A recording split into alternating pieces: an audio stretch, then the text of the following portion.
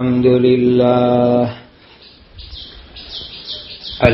لله الذي هدانا لهذا وما كنا لنهتدي لولا أن هدانا الله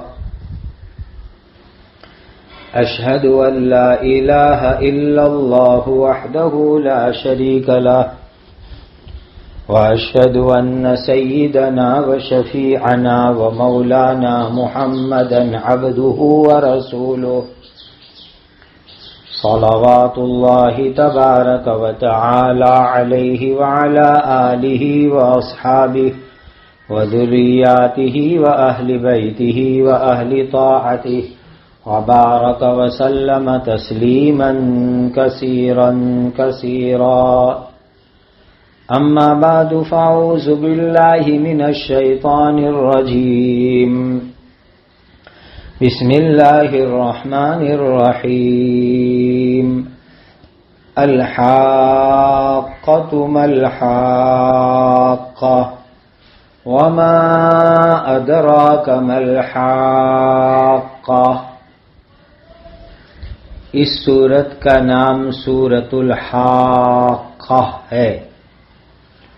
یہ مکی ہے، یعنی ہجرت سے پہلے اترنے والی سورتوں میں سے ہیں. 51 یا 52 آیتیں ہیں. سورہ تبارک کے بعد سورہ معارج سے پہلے 7 نمبر کے اوپر نازل ہوئی. حاقۃ کے معنی آتے ہیں ثابت ہونے والی، چمٹنے والی، مسلط ہونے والی. قیامت، قیامت خود حق ہے، اس کا آنا یقینی اور ثابت ہے. قیامت میں ایمان والوں کے لیے جنت ثابت ہے، کافروں کے لیے جہنم ثابت ہے. اور اس کے اندر سوال کو ریپیٹ کیا گیا ہے. مل حاقہ وما ادراک مل حاقہ، یہ سوال دوہرا کے کیا گیا. یہ قیامت کے حیرت انگیز خطرناک حالات کو بتلانے کے لیے سوال کو دوہرا کے بیان کیا گیا. اور تیسری آیت میں تو خاص طور پر نبی کریم صلی اللہ علیہ وسلم کو سوال کیا گیا کہ آپ اتنے بڑے اونچے درجے کے نبی، اتنے عظیم مرتبے کے پیغمبر، لیکن اس کے باوجود نبی کریم صلی اللہ علیہ وسلم کو پوچھا جا رہا ہے کہ کیا اس کی حقیقت کو آپ جانتے ہیں؟ یعنی حضور جیسے اونچے مرتبے والے انسان کو بھی قیامت کی پوری حقیقت معلوم نہیں ہے. اس کی پوری حقیقت صرف اللہ کو معلوم ہے. ترجمہ: وہ قیامت جو ہو کر رہے گی. کیا ہے وہ قیامت جو ہو کر رہے گی؟ اور اے محمد صلی اللہ علیہ وسلم، اے سننے والے انسانوں، تم کو کچھ خبر ہے کہ وہ چیز کیا ہے جو ہو کر رہے گی، یعنی قیامت؟ کذبت ثمود وعاد بالقارعہ. سمود نام کی قوم، عاد نام کی قوم نے اس جھنجھوڑنے والی قیامت کو جھٹلایا تھا. دیکھو، ایسے تو پچھلی امتوں کے یہاں حالات بیان ہو رہے ہیں کہ پچھلی امت کے لوگوں نے بھی قیامت کو جھٹلایا تھا. اس میں سے یہاں پر چند قوموں کا نام لیا جا رہا ہے. پہلا نام لیا گیا سمود قوم کا، اور دوسرا نام لیا گیا عاد قوم کا. حالانکہ زمانہ عاد قوم کا پہلا ہے اور سمود قوم کا زمانہ بعد کے اندر ہے. لیکن پہلے نمبر کے اوپر قوم سمود کو بیان کیا اور دوسرے نمبر کے اوپر قوم عاد کو بیان کیا. یہ ترتیب جو یہاں اختیار کی گئی اس کی حکمت یہ سمجھ میں آتی ہے کہ عذاب کے اعتبار سے یہ ترتیب ہے کہ حضرت صالح علیہ الصلاۃ والسلام کی جو قوم تھی، قوم سمود، ان کے اوپر عذاب ایک دن آیا اور قوم عاد کے اوپر عذاب 7 رات 8 دن آیا. تو جن کا عذاب تھوڑا تھا اس کو پہلے بتلایا اور جن کا عذاب لمبا تھا اس کو ڈیٹیل میں تفصیل میں بتلانے کے لیے بعد میں نام آیا. فَأَمَّا ثَمُودُ فَأُهْلِكُوا بِالطَّاغِيَةِ.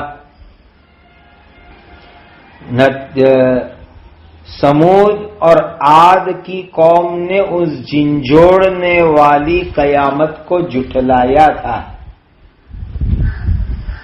وَأَمَّا عَادٌ فَأُهْلِكُوا بِرِيحٍ صَرْصَرٍ عَاتِيَةٍ. اور قوم عاد کے لوگ ایسی طوفانی بے قابو ہوا سے ہلاک کر دیے گئے، ایسی ہوا جو قابو میں ہی نہیں رہے، ایسے عذاب میں ہلاک کیا اللہ نے ان کو. سخرها علیہم 7 لیال و8 ایام حسوما فترى القوم فيها صرعا كأنهم أعجاز نخل خاوية. جس کو اللہ تعالی نے ان پر 7 رات اور 8 دن تک لگاتار مسلط کر دیا تھا، سو تم اگر وہاں ہوتے تو دیکھتے کہ وہاں لوگ کھجور کے گرے ہوئے کھوکھلے تنوں کی طرح پچھاڑے ہوئے پڑے تھے. یعنی جس طریقے سے کھجور کی باڑی ہوئے اور ہمارے یہاں جیسے ناریل کی باڑی ہوئے اور زور سے اللہ نہ کرے آندھی طوفان آوے اور پوری باڑی اللہ تعالی زمین کے اوپر گرا دیوے تو کیسے لمبے لمبے جھاڑ اور درخت زمین پر گرے ہوئے نظر آتے ہیں، اس طرح عذاب آنے کے بعد اس قوم کے لوگوں کی لاشیں لمبے لمبے درختوں کی طرح زمین پر پڑی ہوئی تھی. چونکہ یہ قوم کی لمبائی بہت تھی تو عذاب آنے کے بعد یہ بھی لمبے لمبے تڑنگے جھاڑ کی طرح زمین کے اوپر پڑے ہوئے تھے. طاغیہ دراصل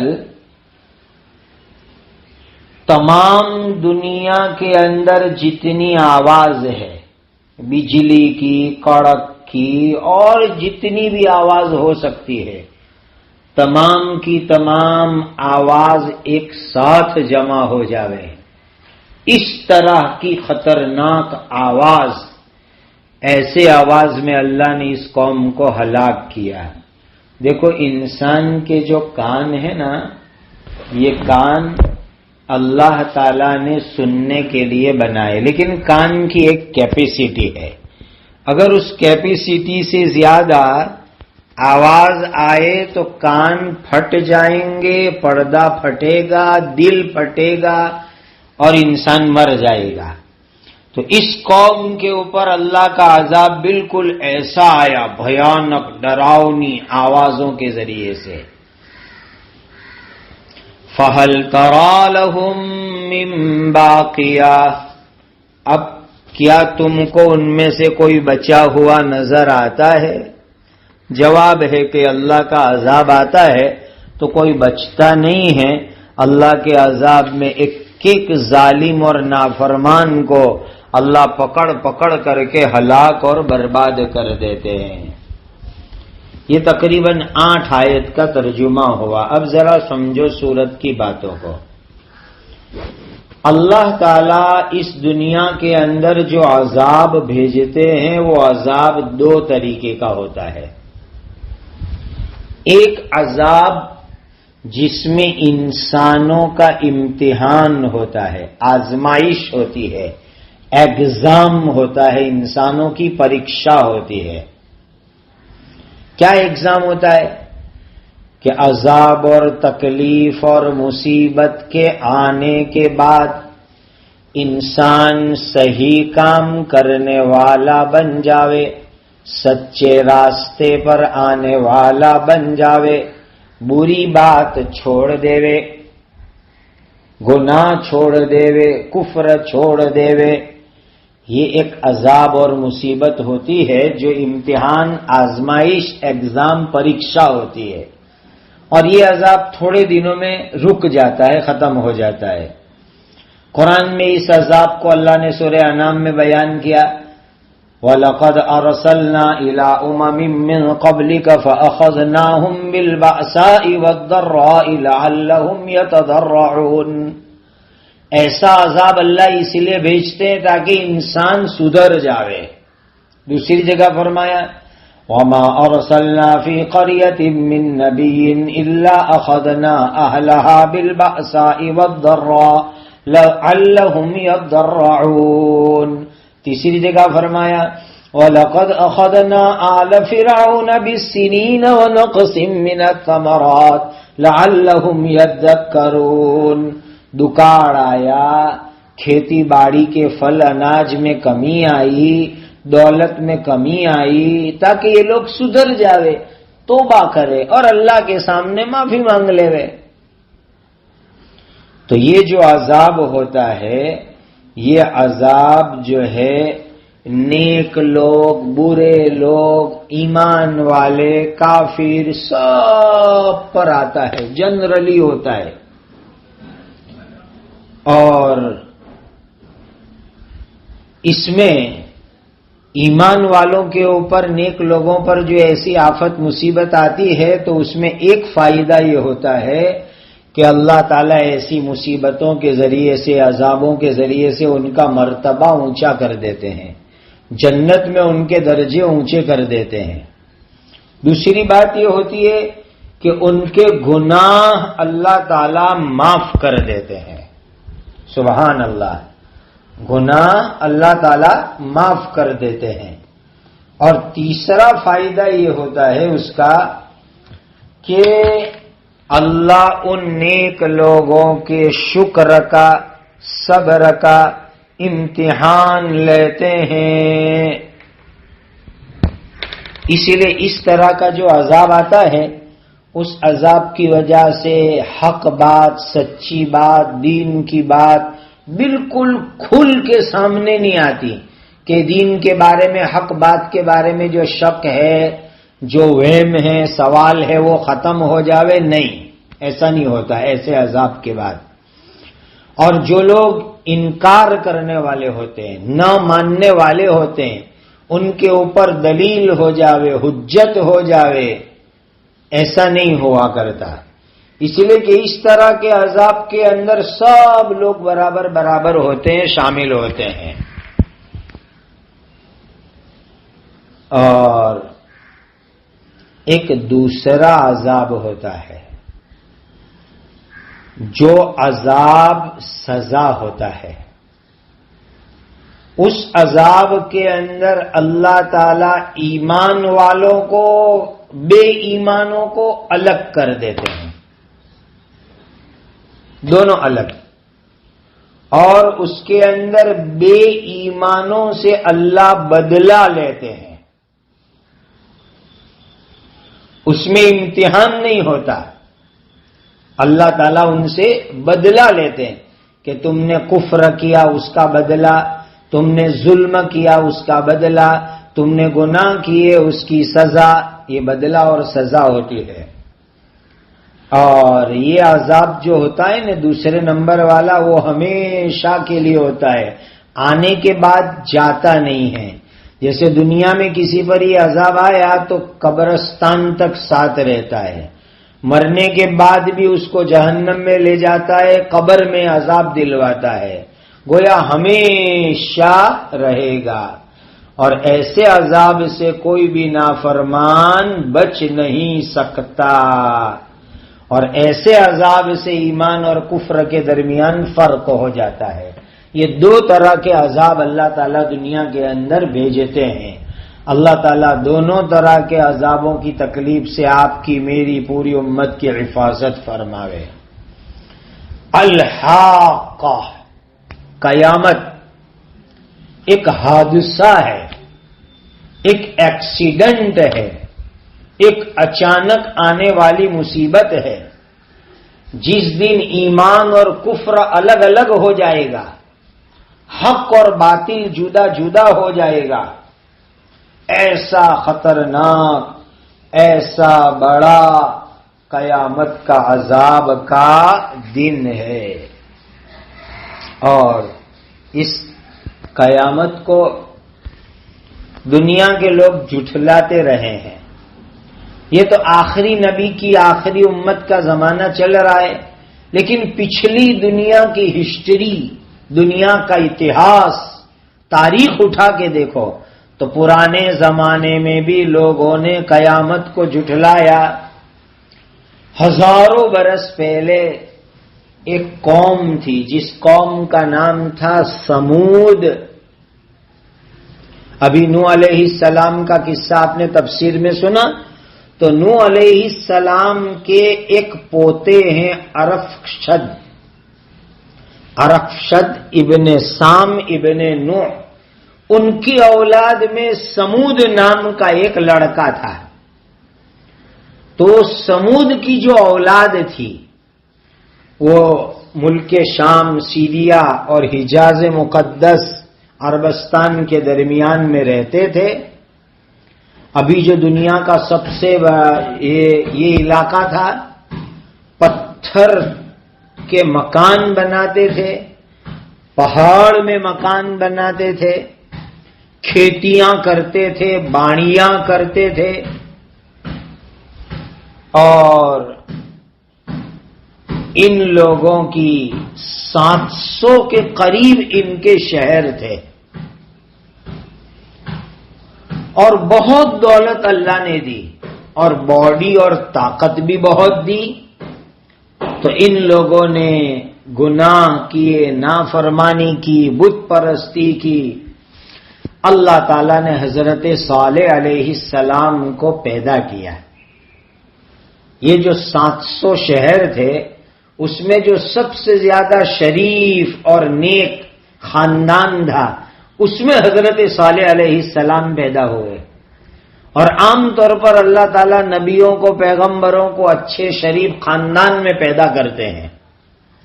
حضرت صالح علیہ السلام بچپن سے بڑے نیک، بڑے تقوی والے، بڑے امانت دار، بڑے اچھے مشہور ہو گئے۔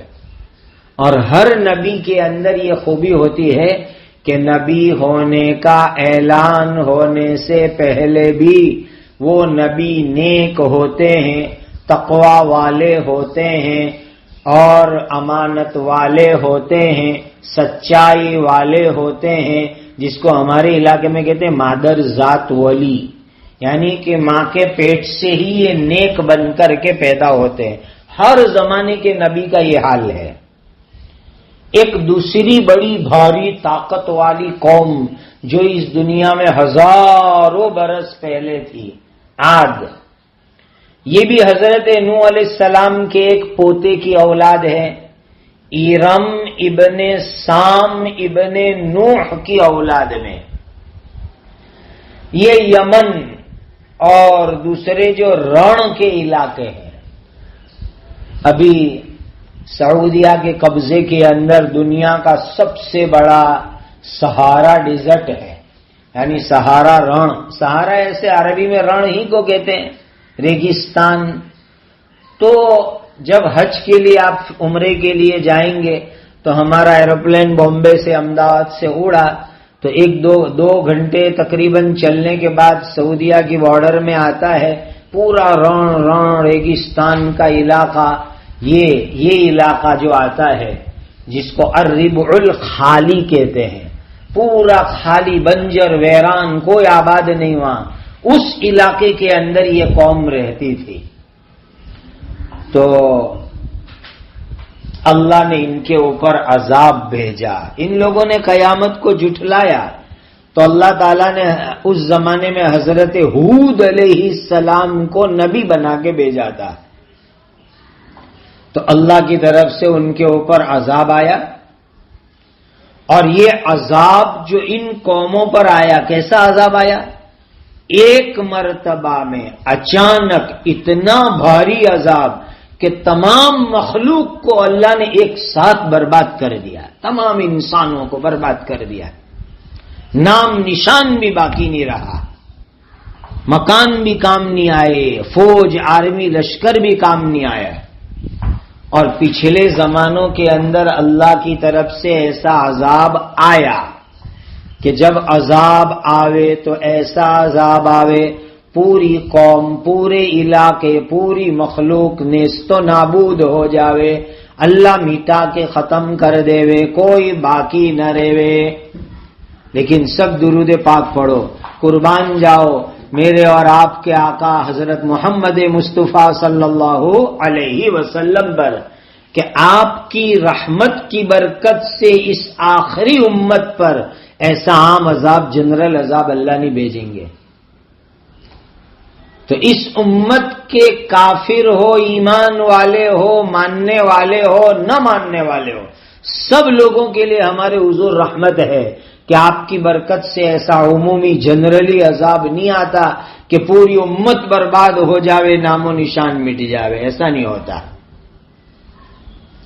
اللہ تعالی نے ایسی قوم کے اوپر عذاب بھیجا. اب پہلے قوم سمود کو دیکھتے ہیں. قوم سمود کے لوگوں نے حضرت صالح علیہ السلام کو کہا صالح تم نبی نہیں ہو. انہوں نے کہا میں نبی ہوں. تو کہا تم نبی ہو تو کوئی چمتکار دکھاؤ. پوچھا کیا چمتکار دیکھنا ہے بولو تم کو. تو انہوں نے ایک پہاڑ بتلایا.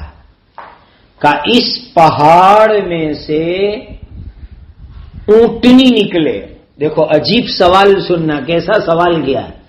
پہاڑ پتھر کا یہ پھٹے، اندر سے اونٹنی نکلے، کیسی گابن اونٹنی 10 مہینے کی، اور نکل کر کے وہ بچہ دے تو ہم مانیں گے کہ آپ اللہ کے نبی ہے. حضرت صالح علیہ السلام نے دعا کی، ایسی اونٹنی آئی. تو ان ظالم لوگوں نے یہ اونٹنی جو اللہ کی قدرت سے آئی تھی، پتھر میں سے نکلی تھی اور بہت بڑی اونٹنی تھی، گابن تھی، آ کر اس نے بچہ دیا.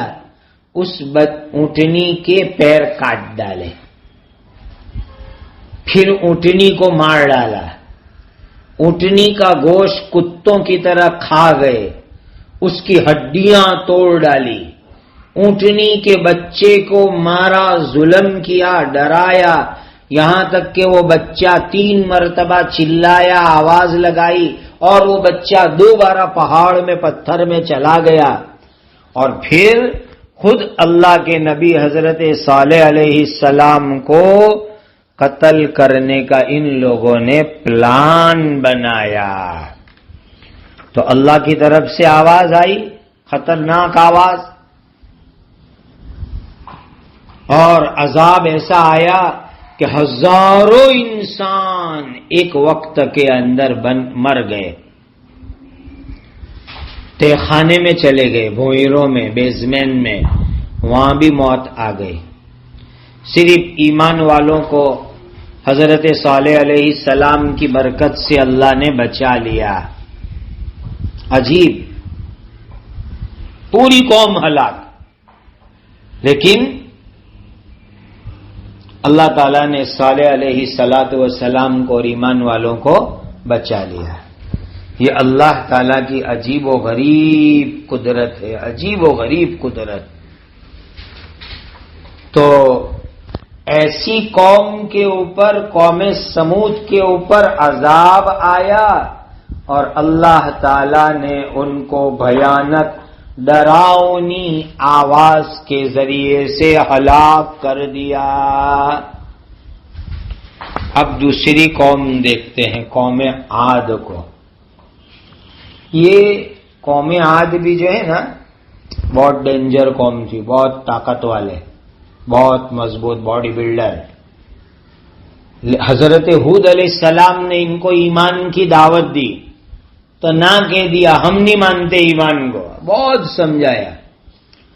تو جس طریقے سے پہلوان اکھاڑے میں کشتی لڑنے آتا ہے، باکسر باکسنگ کے میدان میں لڑنے اترتے ہیں، اس طرح یہ اللہ کے نبی کے سامنے کشتی لڑنے آئے، باکسنگ کرنے اترے. اور کیا کہنے لگے؟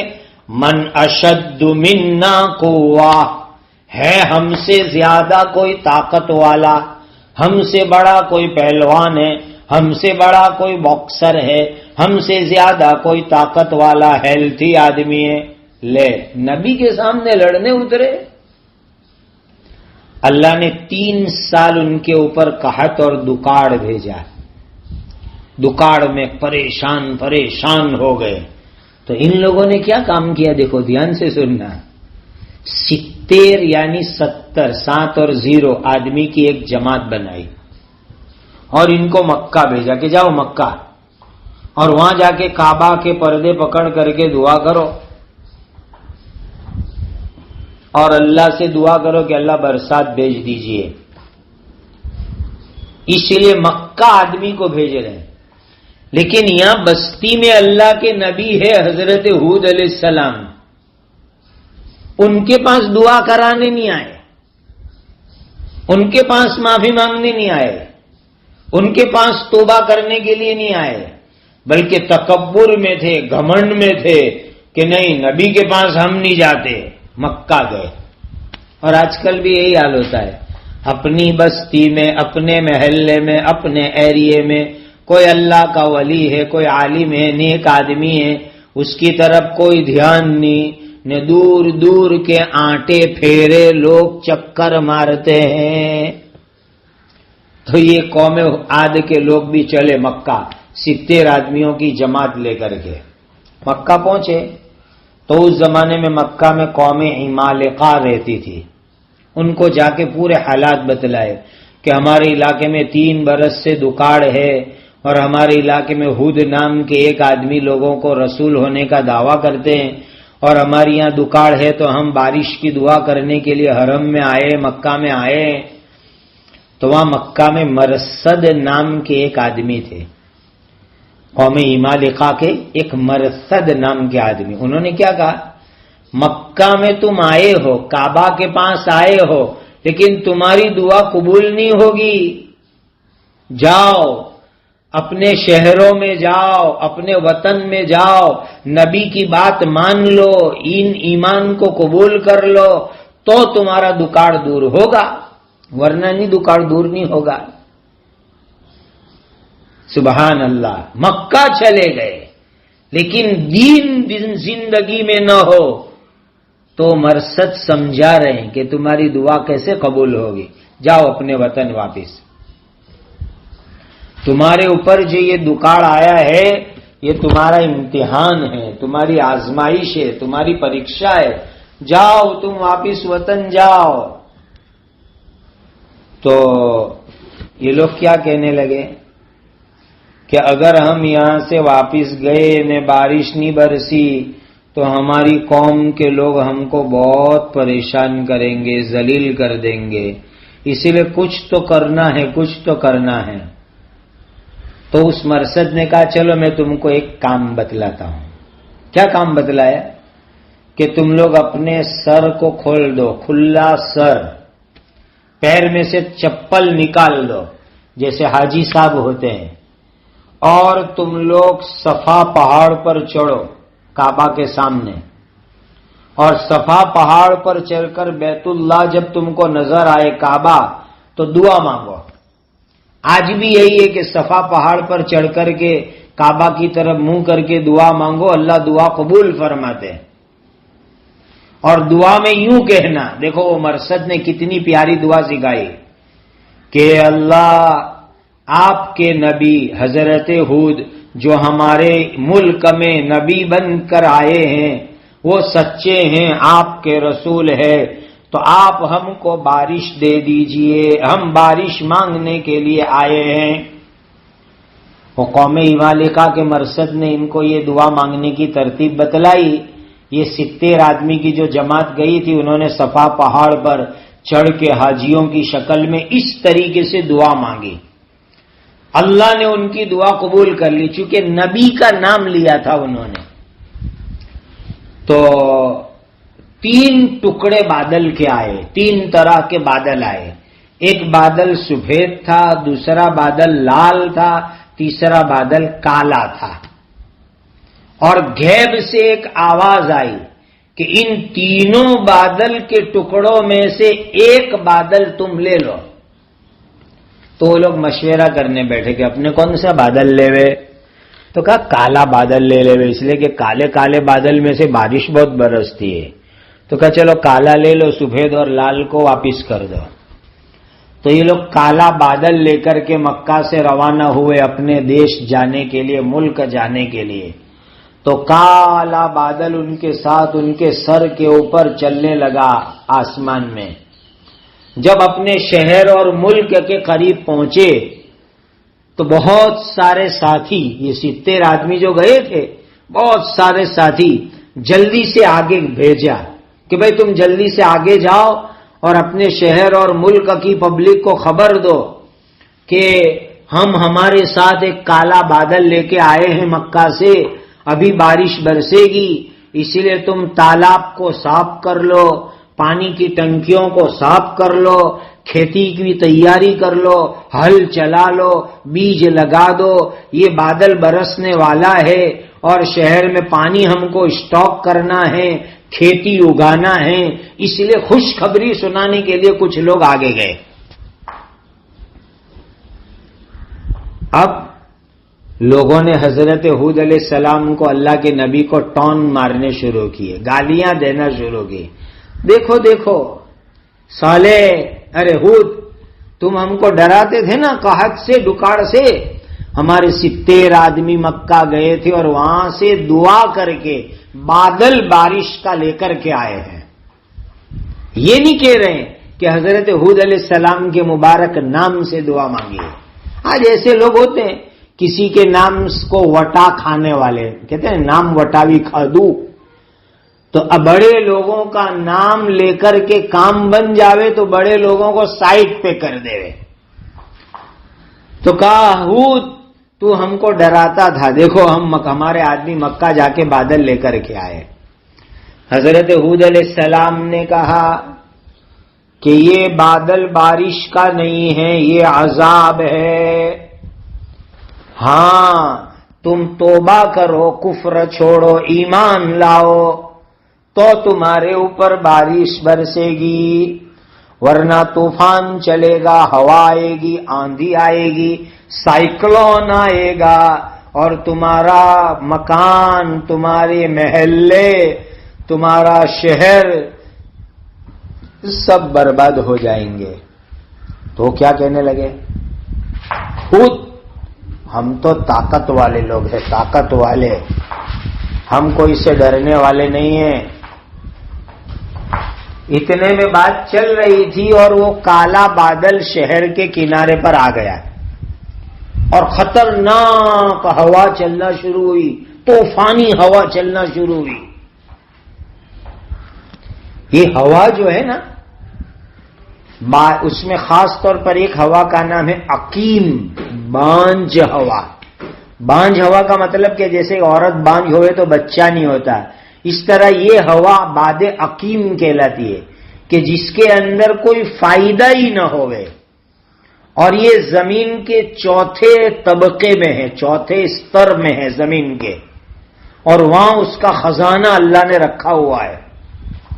تو وہاں سے اللہ نے حکم دیا فرشتوں کو کہ ہوا چلاؤ، اس نافرمان قوم کے اوپر ہوا چلاؤ. تو روایت میں ہے کہ بیل ہوتا ہے نا، یہ بیل، اس کو بیل گاڑی میں جوڑتے ہیں، تو بیل گاڑی میں لگانے کے لیے اس کے ناک کے اندر رسی ڈالتے ہیں تو وہ نتھنا کہلاتا ہے. اب ناک میں جب رسی ڈالنی ہوتی ہے تو چھوٹا سا سوراخ لکڑی کے ذریعے کرتے ہیں اور پھر بیل کے ناک میں رسی ڈال دیتے ہیں. تو بیل کے ناک میں جو چھوٹا سا سوراخ ہوتا ہے رسی جتنا، وہ سوراخ جتنی ہوا اللہ نے فرشتوں کو کھولنے کے لیے کہا، اور ایسی ہوا چلی کہ فرشتوں کے کنٹرول میں نہیں رہی، فرشتوں کے قابو کے اندر نہیں رہی۔ حدیث میں آتا ہے کہ اس دنیا میں ہوائیں آتی ہے، بارش اور پانی آتا ہے، تو اللہ تعالیٰ کے یہاں اس کا ایک ایسٹیمیٹ ہے، اندازہ ہے، اس کا اندازہ ایسٹیمیٹ لگا کر انداجت طور پر وہ ہوا اور پانی آتی ہے۔ لیکن حضرت نوح علیہ السلام کی قوم کے اوپر جب پانی کا طوفان آیا، قوم عاد کے اوپر ہوا کا طوفان آیا، تو وہ ہوا ایسی بے کنٹرول تھی، کنٹرول میں نہیں تھی کہ ہوا کے خزانوں پر جو فرشتے ہیں، پانی کے خزانوں پر جو فرشتے تھے، ان کے کنٹرول میں ہوا نہیں رہی، ان کے کنٹرول میں پانی نہیں رہا، بے قابو ہوا، بے قابو پانی آیا۔ اللہ ایسے حالات سے ہماری حفاظت فرماوے۔ اور طوفانی ہوا شروع ہوئی، ایسی ہوا، اللہ اکبر۔ بس فرشتوں کو یہ فکر ہوئی کہ جو لوگ ایمان لائے ہیں وہ بچ جاوے، باقی سب کافروں پر ہوا چلی۔ اب ان لوگوں نے کیا کیا؟ ہوا جب پہلے چلنا شروع ہوا تو جو ان کے بڑے بڑے مکان تھے پتھروں کے بنے ہوئے، اس میں گھس گئے۔ دوسرا کام کیا کیا؟ ایک ایک آدمی کو ہوا زور میں لگے تو ہوا اس کو دور پھینک دے وے یا ہوا میں اڑا لے وے۔ تو ان لوگوں نے 50، 100، 200 آدمیوں کو آپس میں ایک دوسرے کے ساتھ رسیوں میں باندھ دیا کہ اپنے 100، 200 آدمی ایک ساتھ ہوئے تو ہوا اپنے کو اڑاوے نہیں، اور جانوروں کو بھی ساتھ میں باندھ دیا۔ اور اونٹ کے اوپر سواری کرنے کے لیے جو ڈولی باندھی جاتی ہے، ڈولی، وہ لکھن کی ڈولی بھی ہوتی ہے، لکڑی کی ڈولی بھی ہوتی ہے، تو اس کے اوپر عورتوں کو بٹھایا، اور ڈولی کو، جانور کو، عورت کو، سب کو آپس میں زنجیروں کے ذریعے، دوڑے کے ذریعے، رسوں کے ذریعے مضبوط باندھ دیا، اور اس کو عمارتوں کے ساتھ باندھ دیا، پھیٹ باندھ دیا۔ لیکن اللہ کی طرف سے عذاب آتا ہے تو کون روک سکتا ہے؟ یہ سب آپس میں ایک دوسرے کو باندھ کے کھڑے ہو گئے، عمارتوں میں گھس گئے، جانوروں کو ساتھ باندھ دیے۔ لیکن جب ہوا آئی تو سانڈھنی اور اونٹنی اور انسان سب ایک ساتھ ہوا میں اڑائے گئے، اور دور دور دور تک اللہ نے ہوا میں اڑایا۔ اور آپ ہیلی کاپٹر، ایروپلین کو ہوا میں اڑتے وقت دیکھنا کہ تھوڑی دور تک ہوا میں اڑنے کے بعد وہ ٹیڑھا ہو گیا، وانکا ہو گیا، ٹن مارتا ہے، ایسا دکھتا ہے۔ تو دور تک گئے اور تھوڑے ٹیڑھے ہوئے، پھر ہوا نے ان کو زمین پر زور سے پٹک کے پھینک دیا، اور ہوا کے طوفان کے اندر ہلاک ہو گئے۔ حضرت ہود علیہ السلام کہاں تھے؟ ایک ٹاپو میں تھے، ٹاپو میں۔ اور ہود علیہ السلام اور جتنے ایمان والے تھے انہوں نے چاروں طرف ایک گول کنڈاڑا بنا لیا، گول دائرہ بنا لیا، اور وہ ہوا، آندھی، طوفان جب اس دائرے میں، گوڑاکار میں، کنڈاڑے میں آتی تھی تو آہستہ آہستہ آتی تھی، اور ایمان والوں کو اتنی اچھی معلوم ہوتی تھی جیسے کہ ٹھنڈی ٹھنڈی ہوائیں آ رہی ہیں۔ اور جتنے لوگ اس گول دائرے سے باہر تھے ان سب کو اس نے جلا کے کالا کر دیا، اور جو پہلوانی کرنے والے، باڈی بلڈر، باکسنگ کے لیے اترنے والے، اللہ نے ان کو ہوا کے ذریعے سے زمین پر پھینک مارا. فَأُهْلِكُوا بِرِيحٍ صَرْصَرٍ عَاتِيَةٍ. اللہ اکبر. کیسی ہوا؟ 1 گھنٹہ 2 گھنٹہ 3 گھنٹے نہیں. سَخَّرَهَا عَلَيْهِمْ 7 لَيَالٍ و8 ایام. پورے غصے کے ساتھ عذاب دینے کے لیے، بدلہ لینے کے لیے تم نے نبی کی مذاق کی، نبی کو ستایا، لو بدلہ اس کا. 7 رات اور 8 دن سبحان اللہ عذاب آیا. شوال کا مہینہ تھا، جو مہینہ ابھی چل رہا ہے اس کو شوال کہتے ہیں. 22ویں تاریخ تھی، بدھوار کا دن تھا. صبح میں ہوا چالو ہوئی، عجیب، جیسے آج بدھوار کے دن شروع ہوا، صبح کے وقت شروع ہوا. 22 تاریخ تھی. عجیب اللہ تعالی کی قدرت، سبحان اللہ. ہماری عقل حیران رہ جاتی ہے. تو عذاب چلا، اور یہ عذاب 8 دن یعنی دوسرے ہفتے تک، بدھ سے بدھ 8 دن ان کے اوپر یہ عذاب رہا. اور ایسا خطرناک عذاب، ایسا خطرناک عذاب. فَتَرَى الْقَوْمَ فِيهَا صَرْعَىٰ. پوری قوم 29 تاریخ تک یہ عذاب چلا. اور 29 تاریخ کو بدھوار کے دن سورج ڈوبنے کے وقت پر ہوا بند ہوئی. تکبر کرنے والی قوم، نبی کے خلاف زبان لمبی کرنے والی قوم. اللہ اکبر. انہوں نے نبی کے سامنے کیا زبان لمبی کی تھی؟ اے نبی، 3 برس سے دکاڑ ہے، 7 برس سے دکاڑ ہے، پھر بھی ہم ٹک گئے کہ نہیں ٹک گئے؟ ہمارے اندر کیسی طاقت ہے، ہم کیسے دولت والے ہیں کہ اتنا لمبا دکاڑ 3 یا 7 برس کا، پھر بھی ہم بچے کہ نہیں بچے؟ ایسی زبان چلاتے تھے. اللہ تعالیٰ نے 7 سال کا دکاڑ تو 1 سال کے بدلے میں 1 دن 1 رات اس طرح عذاب مسلط کیا. اور 8واں دن زیادہ ہوا. کیوں 8واں دن زیادہ؟ 7 دن عذاب چلا، یہ لوگ ڈھیلے ہو گئے، اور 8ویں دن جو ہے نا سب زمین پر کمزور پڑے ہوئے ہیں، بے ہوش جیسے، آنکھیں کھلی، کمزور، زمین کے اوپر پڑے ہوئے، ایک دوسرے کو دیکھ رہے. کوئی کسی کی مدد نہیں کر سکتا، کوئی کسی کو بچا نہیں سکتا، کوئی کسی کے ہیلپ نہیں کر سکتا، اس طریقے سے. اور ہر ایک کو غم ہو رہا ہے، اللہ اللہ یہ مر رہا ہے میں نہیں بچا پا رہا ہوں، میں مر رہا ہوں وہ بچا نہیں پا رہا ہے. ایسا خطرناک عذاب دن ہے.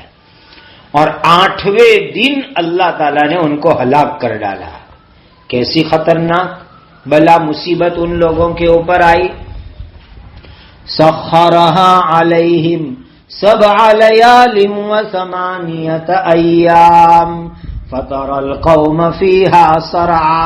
جیسے 2 پہلوان مقابلے میں آوے اور ایک دوسرے کو پچھاڑ دیوے تو کہتے ہیں میں نے اس کو پچھاڑ دیا.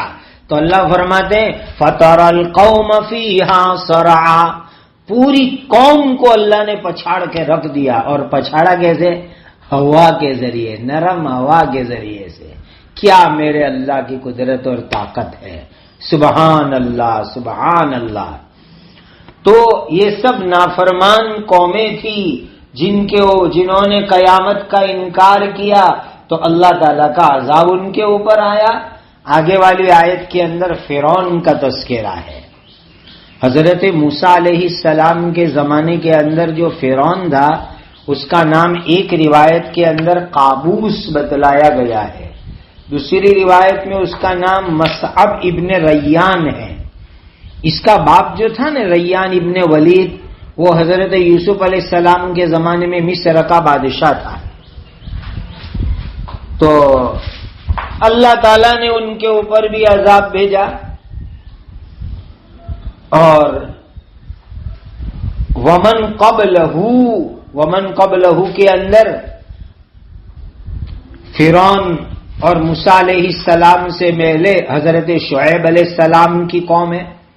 شعیب علیہ السلام کی قوم دو طرح کی تھی، ایک مدین شہر کے رہنے والے اور دوسرے جنگل کے رہنے والے۔ مدین حضرت ابراہیم علیہ السلام کے بیٹے کا نام ہے، ان پر سے وہ شہر آباد ہوا تھا مدین۔ تو شہر اور جنگل وہاں کے رہنے والے، ان لوگوں کے اوپر بھی اللہ تعالی کا عذاب آیا۔ اور آگے ہیں والمؤتفکات وجاء فرعون ومن قبلہ والمؤتفکات بالخاطئہ، اور فرعون اور اس کے پہلے کے عاد اور سمود کے لوگ اور لوط علیہ السلام کی الٹی ہوئی بستیوں کے رہنے والوں نے بڑی بڑی خطائیں کی، بڑے بڑے گناہ کیے، بڑے بڑے جرائم کیے۔ اللہ اکبر۔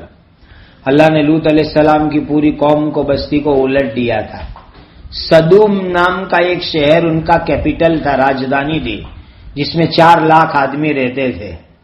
انہوں نے خطرناک گناہ کیے، اللہ تعالیٰ نے ان تمام قوموں کو عذاب کے اندر ہلاک کر دیا، برباد کر دیا۔ اللہ اکبر۔ دیکھو، ایک پوائنٹ کی بات میں آپ کو سمجھاؤں آج کی مجلس مکمل کرتے کرتے۔ فرعون نے حضرت موسیٰ علیہ السلام اور بنو اسرائیل کے ساتھ دشمنی کیوں کی، اس کا ریزن سمجھو۔ حضرت یوسف علیہ السلام مصر کے بادشاہ بنے اللہ کی قدرت سے، جس کا قصہ سورہ یوسف کی تفسیر میں موجود ہے۔ اب جب یوسف علیہ السلام کا انتقال ہو گیا تو بعد میں جو فرعون آیا مصر کا بادشاہ، اس نے یہ سوچا کہ یوسف علیہ السلام کی قوم یعنی بنو اسرائیل، ان کی محبت لوگوں کے دل میں ہے، لوگ ان کو بڑا مانتے ہیں چونکہ یہ نبیوں کی اولاد ہے، اور میں یہ چاہتا ہوں کہ میں حکومت پر رہوں۔ اب بنی اسرائیل کے ہاتھ میں ستا نہ رہے، حکومت نہ رہے، اسی لیے بعد میں آنے والے فرعون نے بنو اسرائیل کو دوسرے نمبر کا شہری بنا دیا، 2 نمبر سٹیزن بنا دیا، دوسرے نمبر کا ناگرک بنا دیا، اور ان کو مزدور بنا دیا، ان کو بیکورڈ بنا دیا۔ کھیتی میں مزدوری کراتے تھے، اینٹ بنواتے تھے، گھروں میں برتن دھلواتے تھے، جھاڑو دلواتے تھے، اور ان کے اوپر پولیس ملٹری فوج ایسی لگائی تھی جو ان کے اوپر بہت ظلم کرے، اور فرعون جو ہے لوگوں کو اپنے سامنے سجدہ کراتا تھا۔ تو فرعون کی جو بنی اسرائیل کے ساتھ دشمنی تھی، اس دشمنی کی بہت بڑی وجہ حکومت اور ستا تھی کہ یوسف علیہ السلام نے مصر کی حکومت کی، لوگ ان کو چاہتے ہیں، انہوں نے بہت اچھی حکومت کی، تو ان کی اولاد، ان کا خاندان بنو اسرائیل کو لوگ دوبارہ ستا پر، حکومت پر بٹھا نہ دیوے، اسی لیے بنو اسرائیل کو اتنا کمزور کرو، اتنا کمزور کرو، اتنا کمزور کرو کہ وہ بھی کبھی ستا پر آ ہی نہیں سکے، حکومت پر آ ہی نہیں سکے۔ یہ بہت گندی پالیٹک ہے جو پرانے زمانے سے یہ گندا راجکارن، گندی سیاست چلتی ہے کہ جن لوگوں نے کبھی حکومت کی ہو، جب ان کے ہاتھ سے حکومت چلی جاوے تو ان کو ایسا بناؤ، ایسا بناؤ، ایسا بناؤ کہ وہ کبھی ستا پر آ ہی نہ سکے۔ فرعون نے اس لیے بنو اسرائیل سے دشمنی رکھی، اور وہ دشمنی بعد میں زیادہ ہو گئی حضرت موسیٰ علیہ السلام کی ایمان کی دعوت کے آنے کے بعد۔ اللہ تعالی ہم سب کو قیامت کا صحیح ڈر عطا فرمائیں، قیامت کا صحیح خوف عطا فرمائیں، اور اچھے اعمال اور مضبوط ایمان کے ذریعے قیامت کی تیاری کی توفیق عطا فرمائیں۔ اللہ عمر میں، علم میں، عزت میں، روزی میں برکت عطا فرمائیں۔ سبحان ربک رب العزت عما یصفون وسلام علی المرسلین والحمد للہ۔